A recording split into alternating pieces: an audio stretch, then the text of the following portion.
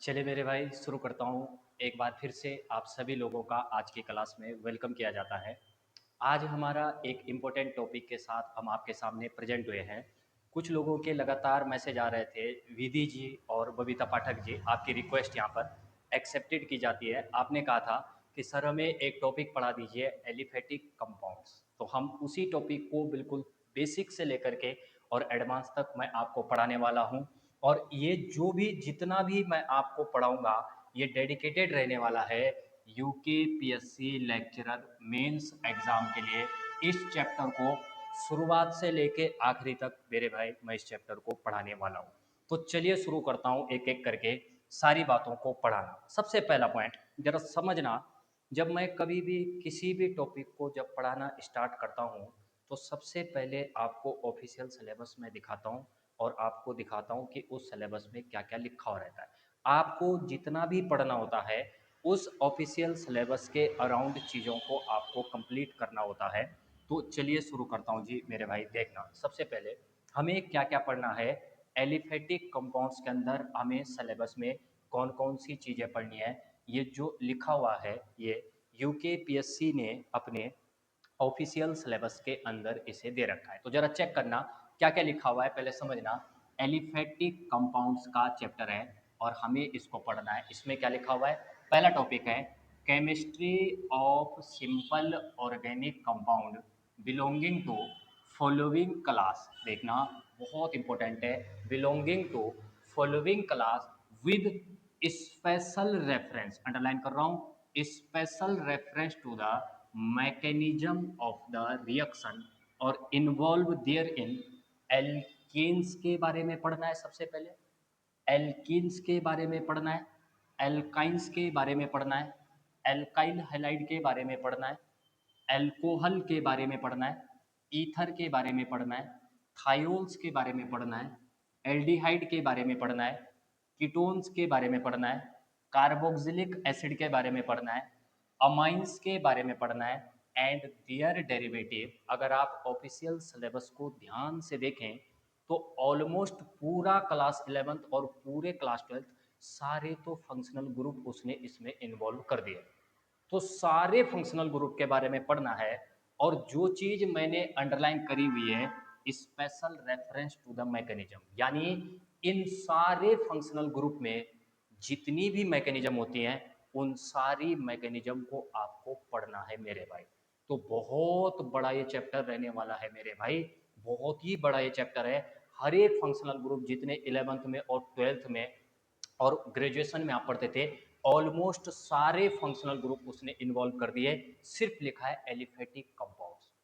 तो ये जो सिलेबस है, ये सिलेबस तो उसने दे रखा है कि एल्केन पढ़ना है। अब एल्केन के बारे में क्या क्या पढ़ना है, एल्कीन के बारे में क्या क्या पढ़ना है, जरा समझना। इसको सिंपली ब्रेक डाउन करते हैं सिलेबस को, हर एक चीज को ब्रेक डाउन करके मैं दिखाता हूं। सबसे पहला डाउट जो मेरे सामने आया था बच्चों का वो यही था कि इसमें क्या क्या पढ़े।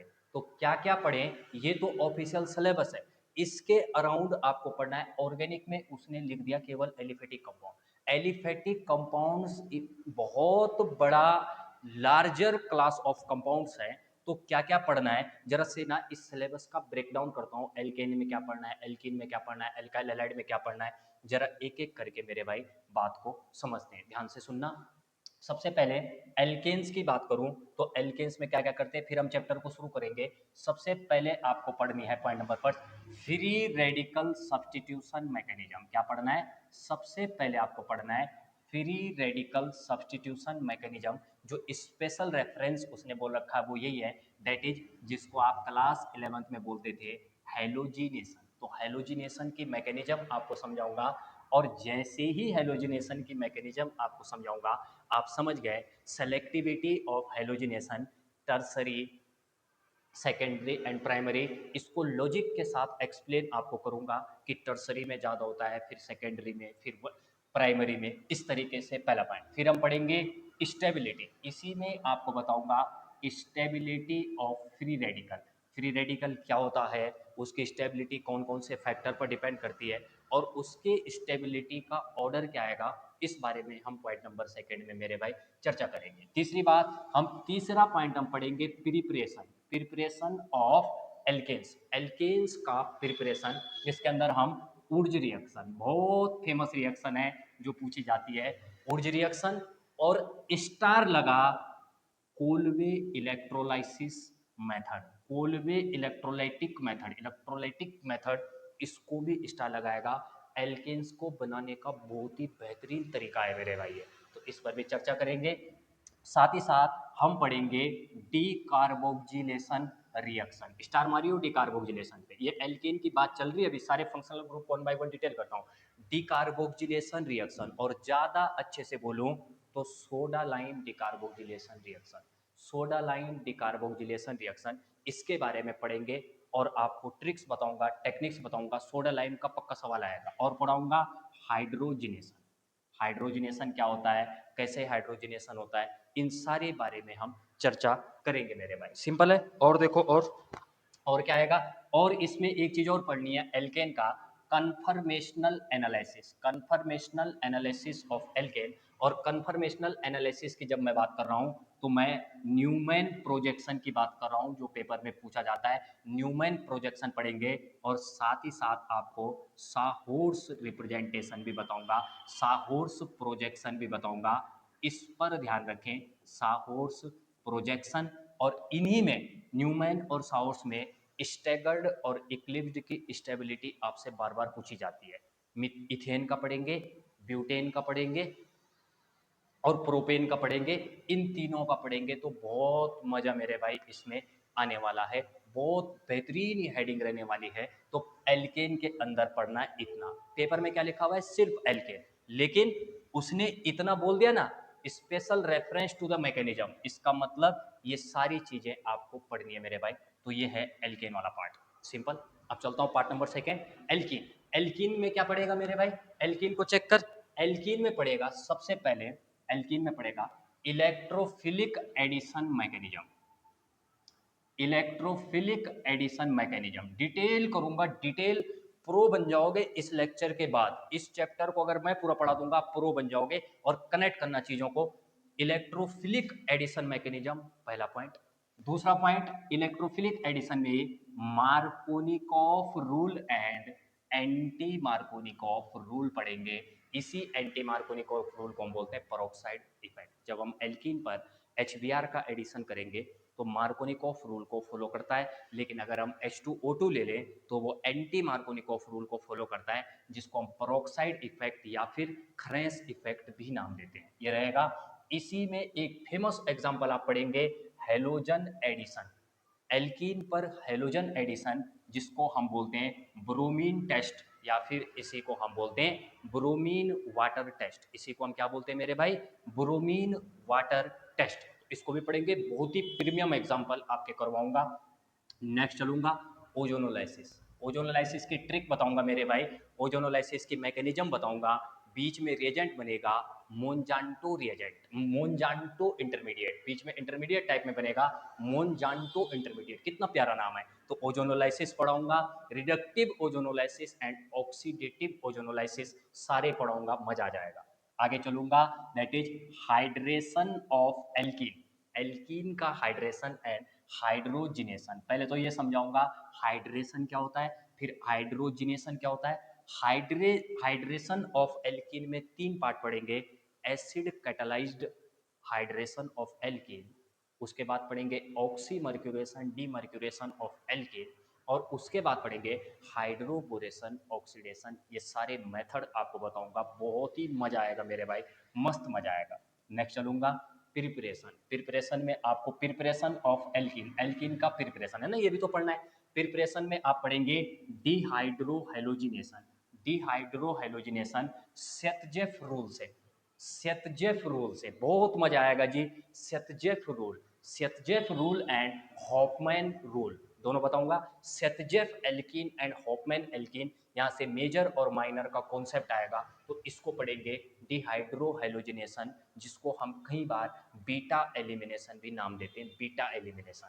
और पढ़ाऊंगा डिहाइड्रेशन ऑफ एल्कोहल, एल्कोहल का डिहाइड्रेशन, ये भी पढ़ेंगे। डी का मतलब होता है निकलना, हाइड्रेशन का मतलब होता है water, that is removal of water, water का निकलना। तो ये सेकंड पार्ट रहेगा एल्कीन का पार्ट, एल्कीन का पार्ट, सिंपल है यहाँ पे। अब चलूंगा तीसरा पार्ट, और मेरे भाई तीसरे पार्ट पर मारियो इम्पोर्टेंट, तीसरे पार्ट पर मारियो इम्पोर्टेंट। अगर सबसे ज्यादा पूरी यूनिट में इम्पोर्टेंट कुछ चीज है तो ये है इम्पोर्टेंट की पावर 100 की पावर 100 लगा। लिख के ले जा ले मेरे से, ये सवाल इससे पक्का आएगा ही आएगा, 100% सवाल आएगा एल्काइल हैलाइड से। आपके सिलेबस में सिर्फ एल्काइल हैलाइड लिखा हुआ है। कितनी चीजें पढ़नी है? सबसे पहले तो मैकेनिज्म पढ़ेगा, SN1 mechanism and SN2 mechanism. इसकी करेक्टरिस्टिक बताऊंगा, इनके रेट लॉ लिखना सिखाऊंगा, इनकी स्टीरियो केमिस्ट्री लिखाऊंगा, कार्बोकैटायन का रीअरेंजमेंट पढ़ाऊंगा, स्टेबिलिटी पढ़ाऊंगा कार्बोकैटायन की, और सॉल्वेंट इफेक्ट पढ़ाऊंगा, लिविंग ग्रुप का क्या इफेक्ट होता है, स्टीरियो केमिस्ट्री कैसे काम करती है। ये सारी चीज़ें आपको SN1 और SN2 में पढ़ाऊंगा। बेहतरीन मैकेनिज्म है, बहुत मजा आएगा, एक बार डिटेल में पढ़ लो तब देखना आप कितना मजा आएगा ऑर्गेनिक में। उसके बाद इसी में पॉइंट नंबर सेकंड, बहुत इंपॉर्टेंट पार्ट है और सबसे ज़्यादा टाइम इसी पे लगने वाला है, E1 mechanism and E2 mechanism. क्या पढ़ाऊंगा? E1 मैकेनिज्म पढ़ाऊंगा और E2 मैकेनिज्म पढ़ाऊंगा।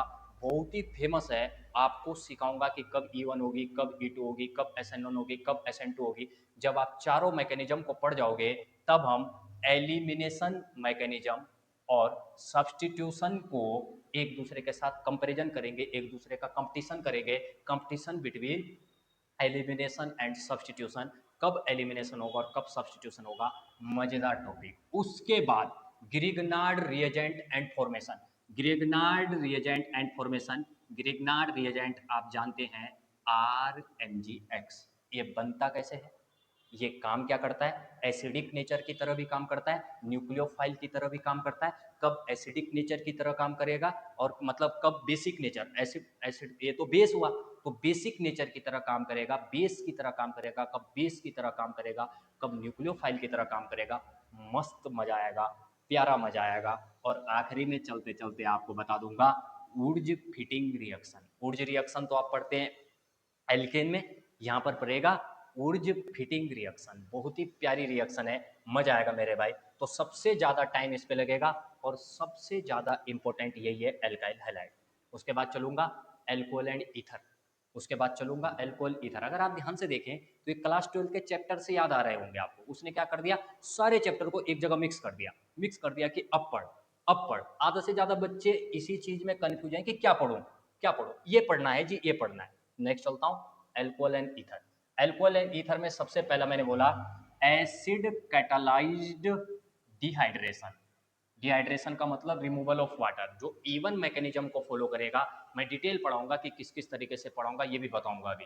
तो एसिड कैटालाइज्ड डिहाइड्रेशन आप पढ़ेंगे डेप्थ में। उसके बाद मोस्ट मोस्ट इंपोर्टेंट लगाइयो मेरे भाई, रीअरेंजमेंट रिएक्शन है, आप लिख के ले जा लो, UKPSC वाला पूछेगा इसमें एल्कोहल में।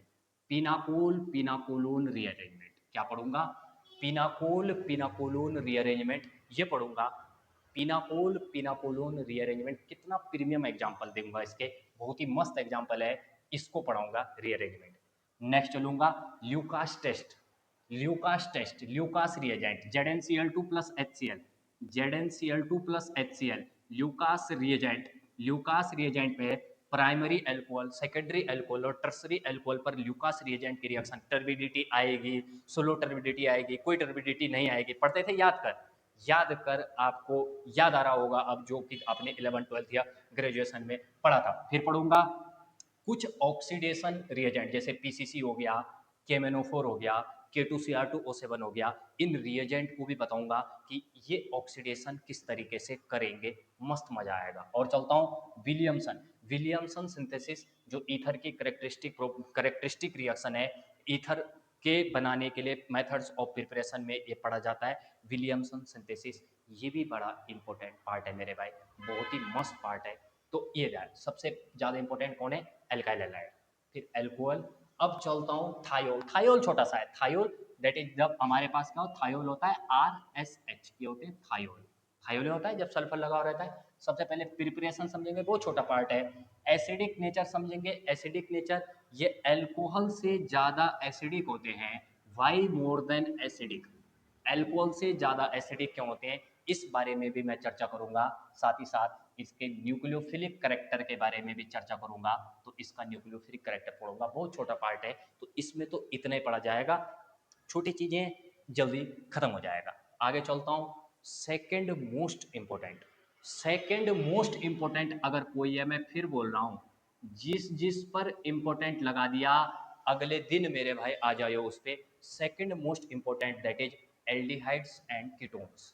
एल्डिहाइड्स एंड कीटोन्स बेहद इंपॉर्टेंट है, second most important alkyl halide के बाद, जिसमें हम पढ़ेंगे न्यूक्लियोफिलिक एडिशन मैकेनिज्म। सारे नाम से बता दूंगा आपको सिखाना, न्यूक्लियोफिलिक एडिशन मैकेनिज्म, जिसके अंदर HCl साइनोहाइड्रीन बनेगा, NaHSO3 इसको भी पढ़ाऊंगा, और ग्रिगनार्ड रिएजेंट का अटैक भी बताऊंगा कार्बोनिल के सेंटर पर, ये पढ़ाऊंगा। एसिटल, ओहो, acetal formation, ketal formation, hemiacetal formation, hemiketal formation, पक्का ही आएगा जी। और next important important important that is condensation reaction. Condensation reaction की मैकेनिज्म, और उसमें भी एल्डोल कंडेंसेशन मैकेनिज्म के साथ, मैकेनिज्म के साथ एल्डोल कंडेंसेशन रिएक्शन आ गया, एल्डोल कंडेंसेशन रिएक्शन मैकेनिज्म के साथ। उसके बाद आऊँगा Cannizzaro reaction, Cannizzaro reaction mechanism के साथ बताऊँगा, कैनिजारो रिएक्शन, और दोनों के बीच में कंपटीशन करेंगे कैनिजारो और एल्डोल के बीच में कि कब एल्डोल होगा और कब कैलिजारो होगा मेरे भाई। उसके बाद आएगा विटिग रिएक्शन, ये भी पढ़ाऊंगा थोड़ा बहुत। विटिग रिएक्शन नाम सुने, ग्रेजुएशन में भी थी विटिग रिएक्शन, मास्टर में भी थी विटिग रिएक्शन। यार मेरे खुद के जख्म ताजा हो गए आज, तुम्हें पढ़ाते पढ़ाते मेरे खुद के जख्म ताजा हो गए आज, ये पढ़ाऊंगा। और साथ ही साथ ऑक्सीडेशन में टॉलेंस टेस्ट पढ़ाऊंगा, फैलिंग टेस्ट पढ़ाऊंगा, 2,4-DNP टेस्ट पढ़ाऊंगा, आइडोफॉर्म टेस्ट पढ़ाऊंगा। कितना बेहतरीन ये एग्जाम्पल है मेरे भाई, कितने बेहतरीन ये एग्जाम्पल है, ये पढ़ाऊंगा। और अब आएगा carboxylic acid and their derivatives. Next है कार्बोक्सिलिक एसिड में न्यूक्लियोफिलिक एसाइल सब्स्टिट्यूशन की मैकेनिज्म। न्यूक्लियोफिलिक एसाइल सब्स्टिट्यूशन की मैकेनिज्म में एस्टरिफिकेशन रिएक्शन प्राइम एग्जांपल है जी, प्राइम एग्जांपल है एस्टरिफिकेशन रिएक्शन। एसिड क्लोराइड के केस में भी पढ़ाऊंगा एंड अमाइड फॉर्मेशन भी पढ़ाऊंगा। ये है जी relative reactivity of order of derivative, अलग अलग ग्रुप लगा करके, अलग अलग चीजें लगा करके रिएक्टिविटी आपसे पूछ सकता है। HBZ reaction, Hell Volhard Zelinsky reaction, premium reaction है HBZ रिएक्शन। और लास्ट होगा डीकार्बोक्सिलेशन। डीकार्बोक्सिलेशन मैंने फिर बोला, सोडालाइन डीकार्बोक्सिलेशन रिएक्शन यहाँ पर बताऊंगा मैं आपको मस्त तरीके से, मस्त तरीके से, मस्त तरीके से। नेक्स्ट चलेंगे, लास्ट आ जाएगा हमारे पास अमाइंस। कितना बड़ा है अमाइंस में, alkylation of amines, acylation of amines, जिसमें हम एक चीज और पढ़ेंगे, हिंसबर्ग टेस्ट, बहुत प्यारा एग्जाम्पल है हिंसबर्ग टेस्ट। फिर पढ़ूंगा carbo carboxyl carbylamine reaction, carbylamine उल्टा पढ़ दिया, carbylamine reaction, carbylamine reaction, ये भी अमाइड की रिएक्शन है, इसको पढ़ेंगे।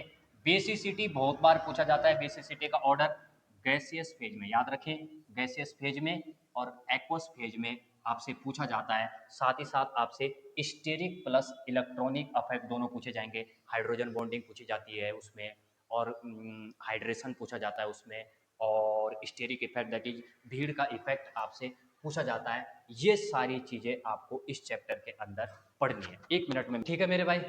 यहाँ तक है बात क्लियर, यहाँ तक बात क्लियर हुई।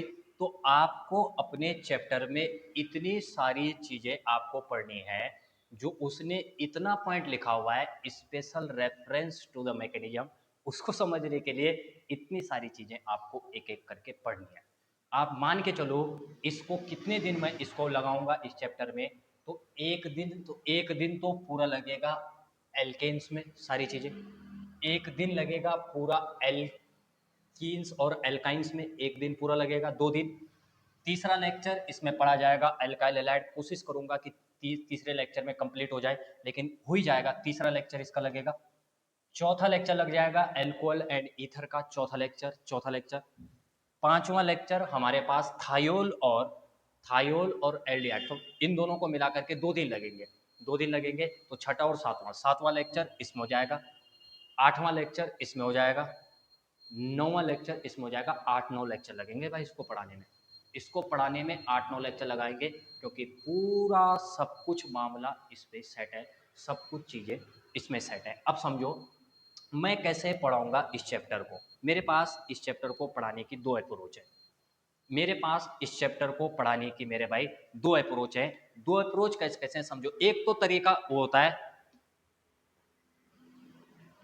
एक तो तरीका जो होता है वो आप पढ़ते हैं, जैसे आप 11th में और 12th में पढ़ते थे चैप्टर वाइज। एल्कीन पढ़ ली, एल्काइंस पढ़ लिया, एल्काइल एलाइड अलग पढ़ लिया, मेथड्स ऑफ प्रिपरेशन पढ़ी, फिजिकल प्रॉपर्टी, केमिकल प्रॉपर्टी, फिर एल्कोहल पढ़ा, ईथर पढ़ा, फिर एल्डिहाइड कीटोन वाला चैप्टर पढ़ा, फिर अमाइड पढ़ा। एक तरीका तो ये हुआ कि चैप्टर वाइज पढ़ा जाए। दूसरा तरीका जो होता है, क्यों ना सारी मैकेनिज्म को पहले एक साथ पढ़ा जाए।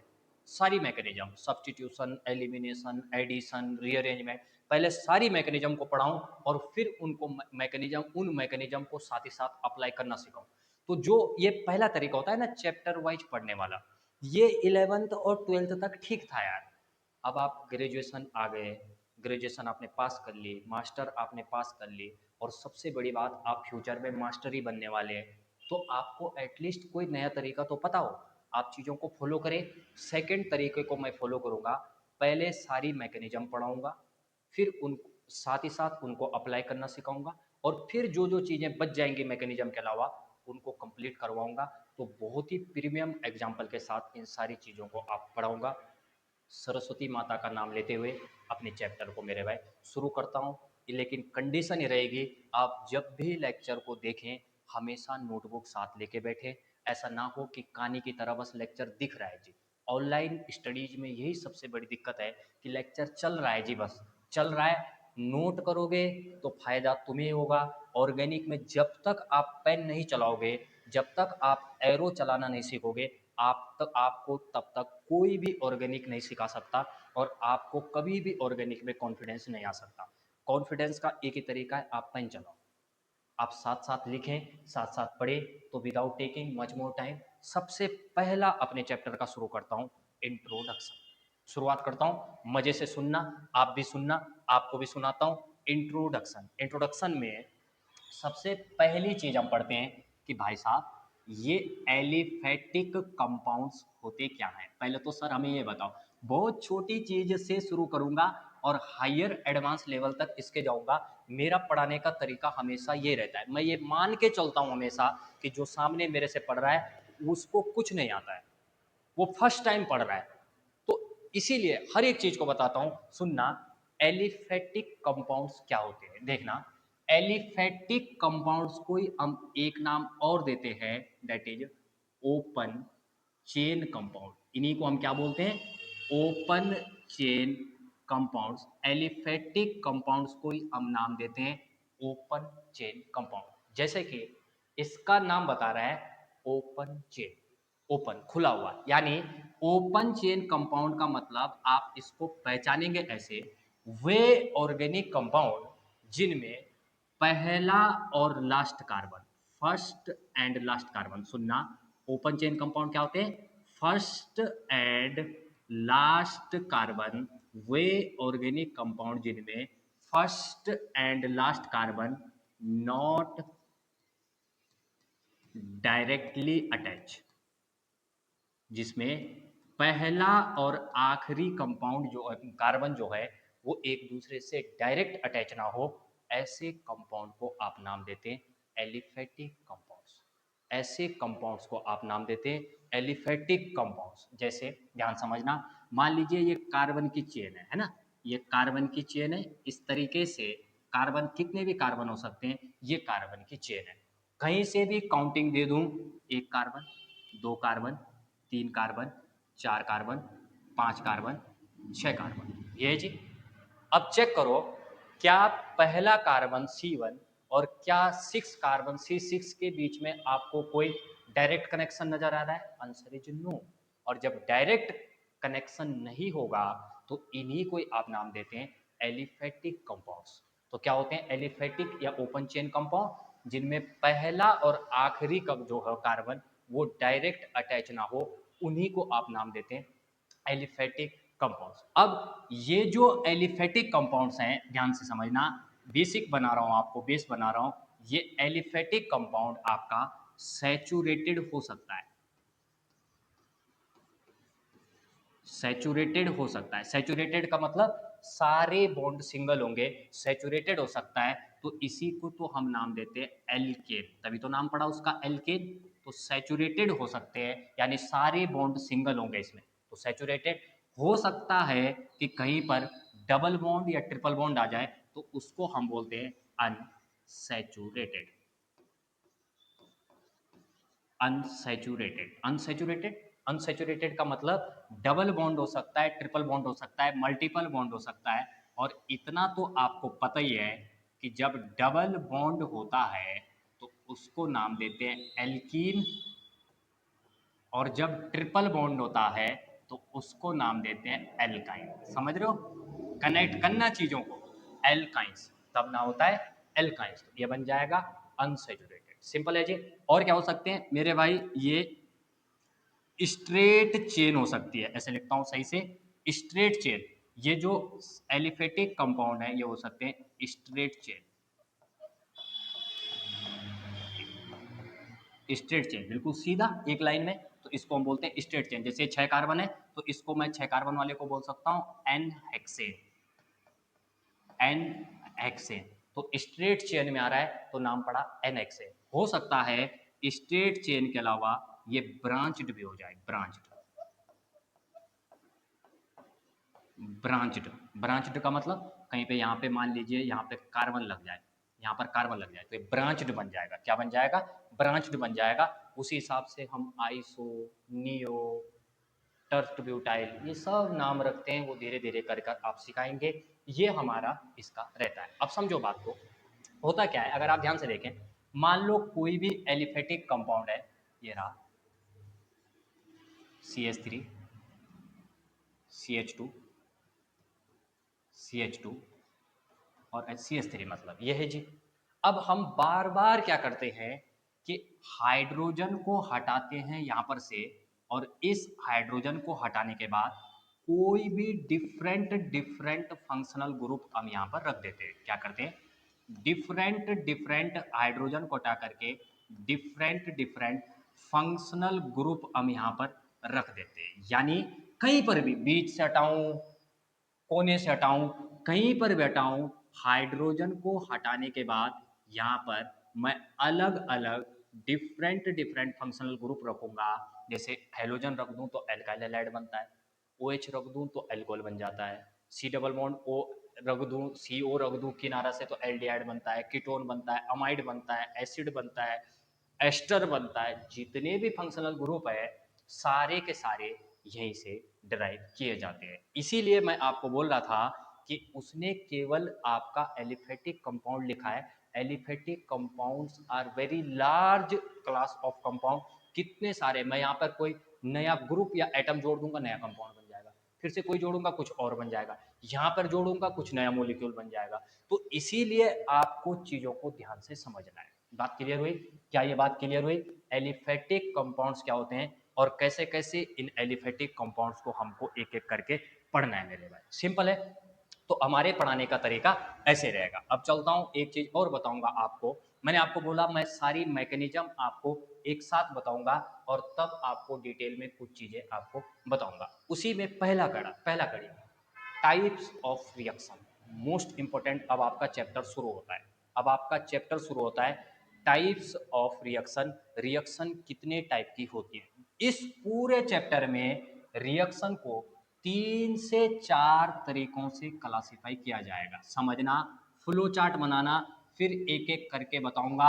अगर इस तरीके से पढ़ोगे कभी सवाल आपका गलत नहीं हो सकता। तो आप समझो बात को। सबसे पहले रिएक्शन कितने टाइप की होती हैं, बहुत तरीके की रिएक्शन होती हैं, एक एक करके लिखूंगा।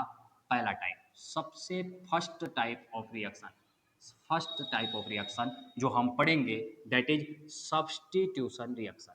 लिखो साथ साथ, सबसे पहले हम पढ़ेंगे सब्स्टिट्यूशन रिएक्शन। तो सबसे पहली टाइप ऑफ रिएक्शन जो हम पढ़ेंगे वो पढ़ेंगे सब्स्टिट्यूशन रिएक्शन। अब टेंशन मत लेना कि सब्स्टिट्यूशन क्या होती है, कौन सब्स्टिट्यूशन दिखाएगा कौन नहीं दिखाएगा। मेरे भाई इसी चीज को सिखाने के लिए तो लेक्चर ले रहा हूं। तो सब्स्टिट्यूशन रिएक्शन पढ़ेंगे। सब्स्टिट्यूशन रिएक्शन में भी जब मैं बात कर रहा हूं तो सब्स्टिट्यूशन रिएक्शन में सब कैटेगरी बनाऊंगा इसकी। कौन कौन सी रिएक्शन पढ़ूंगा चेक करना, कौन कौन सी रिएक्शन पढ़ूंगा चेक करना। सबसे पहले पढ़ूंगा SN1 रिएक्शन। कौन सी रिएक्शन पढ़ूंगा SN1, ये करेक्ट तरीका होता है लिखने का, SN1 रिएक्शन। उसके बाद पढ़ूंगा SN2 रिएक्शन। तो सबसे पहले SN1 रिएक्शन पढ़ूंगा मेरे भाई, फिर पढ़ूंगा SN2 रिएक्शन इसी में पढ़ूंगा, और तीसरी रिएक्शन इसमें पढ़ूंगा न्यूक्लियोफिलिक एसाइल सब्स्टिट्यूशन। कौन सी पढ़ूंगा एसाइल सब्स्टिट्यूशन रिएक्शन। कौन सी रिएक्शन एसाइल सब्स्टिट्यूशन रिएक्शन। तो तीसरी रिएक्शन हम पढ़ेंगे एसाइल सब्स्टिट्यूशन रिएक्शन। एक और पढ़ूंगा चौथी रिएक्शन यहीं पे लिख देता हूं मेरे भाई, यहां पे लिखता हूं, इसको इधर लिखता हूं, that is free radical substitution.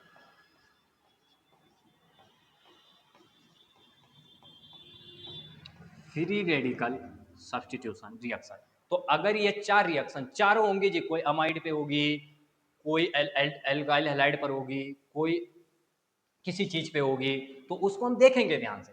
तो सब्स्टिट्यूशन में चार रिएक्शन पड़ेगा, उसमें रहेगा SN1 reaction, SN2 reaction, acyl substitution reaction and free radical substitution reaction, free radical halogenation reaction. ये पहला रहेगा मेरे भाई। उसके बाद इसको पढ़ने के बाद दूसरी type of reaction, second type of reaction जो हम पढ़ेंगे दैट इज एलिमिनेशन रिएक्शन। कौन सी पढ़ेगा एलिमिनेशन रिएक्शन, एडिंग डालो elimination reaction. Second type of reaction is elimination reaction. ये भी बहुत प्यारी होती है जी, एलिमिनेशन रिएक्शन। जब हम एलिमिनेशन रिएक्शन को पढ़ेंगे तो मैं फिर बोल रहा हूँ, एलिमिनेशन रिएक्शन को भी मैं दो तीन पार्ट में पढ़ाऊंगा। सबसे पहले पढ़ाऊंगा E1 मैकेनिज्म, E1 मैकेनिज्म सबसे पहले पढ़ाऊंगा, E1 मैकेनिज्म, E1 रिएक्शन। और उसके बाद पढ़ाऊंगा E2 मैकेनिज्म। कौन सा मैकेनिज्म E2 मैकेनिज्म। अब होती क्या है, जब डिटेल एक एक करके पढ़ाऊंगा तब बताऊंगा E2 मैकेनिज्म। और थोड़ा बहुत जानकारी आपको दे रहा हूंगा मैं इसमें E1CB mechanism, elimination unimolecular elimination via conjugate base, इसको भी पढ़ूंगा। तीन रिएक्शन पढ़ूंगा एलिमिनेशन रिएक्शन में, बहुत ही मस्त है जी। इसी को हम कहीं पर बीटा एलिमिनेशन बोलेंगे, तो एलिमिनेशन रिएक्शन दूसरी type of reaction elimination reaction. उसके बाद third type of reaction, third type, ये 1 है, ये 2 है, ये third type of reaction that is addition reaction.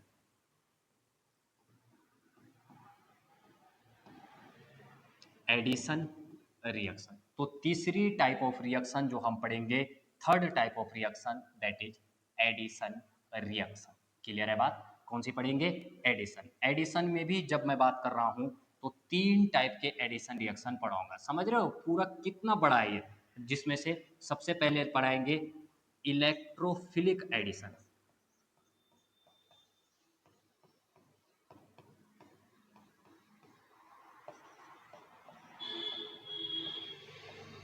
Electrophilic addition reaction. फिर पढ़ूंगा इलेक्ट्रोफिलिक के बाद न्यूक्लियोफिलिक, ऐसे लिख देता हूं, न्यूक्लियोफिलिक एडिशन रिएक्शन सेकंड रहेगा, न्यूक्लियोफिलिक एडिशन रिएक्शन सेकंड रहेगा। और तीसरा और आखिरी चलते चलते आपको बता दूंगा free radical addition, radical addition. तो तीन टाइप के रिएक्शन एडिशन के अंदर पढ़ी जाएंगी। तो इस तरीके से रहेगा। चौथी और आखिरी टाइप ऑफ रिएक्शन, थोड़ा इधर करता हूं, चौथी और आखिरी टाइप, और इधर करता हूं मेरे भाई, चौथी और आखिरी type of reaction. Flow chart बना दो मेरे पास, कुछ miscellaneous reaction,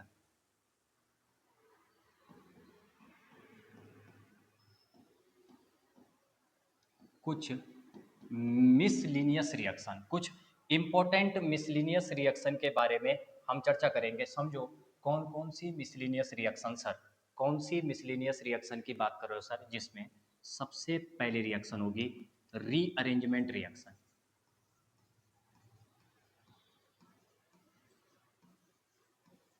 rearrangement reaction, rearrangement reaction की जब हम बात कर रहे हैं तो इसमें सबसे पहले बात करूंगा कार्बोकैटायन रीअरेंजमेंट। कार्बोकैटायन रीअरेंजमेंट ये पढ़ेंगे। कार्बोकैटायन रीअरेंजमेंट के साथ कुछ और यूनिक रिएक्शन, जैसे एक और पढ़ता है, अभी मैंने नाम बताया था pinacol pinacolone rearrangement, pinacol pinacolone rearrangement. मैंने आपको बताया थर्ड आ जाएगा Beckmann rearrangement, Beckmann rearrangement, rearrangement है ना। एक और पढ़ा दूंगा इसी में, वेगनार मिर्विन,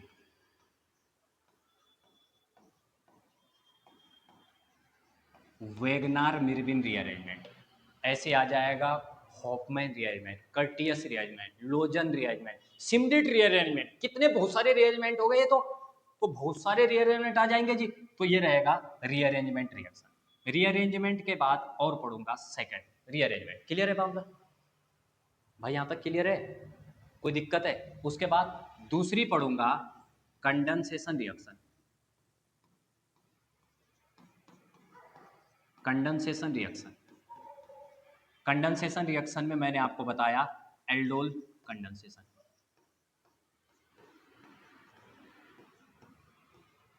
क्रॉस एल्डोल। 10 टाइप के एल्डोल होते हैं वैसे, लेकिन हमारे पास 10 टाइप के नहीं है, कम टाइप के हैं। तो कंडेंसेशन रिएक्शन में एल्डोल कंडेंसेशन, और एल्डोल के साथ कैनिजारो आपको पढ़ाऊंगा, और एल्डोल और कैनिजारो के बीच का डिफरेंस आपको बताऊंगा एल्डोल कंडेंसेशन। उसके बाद नेक्स्ट ऑक्सीडेशन रिएक्शन,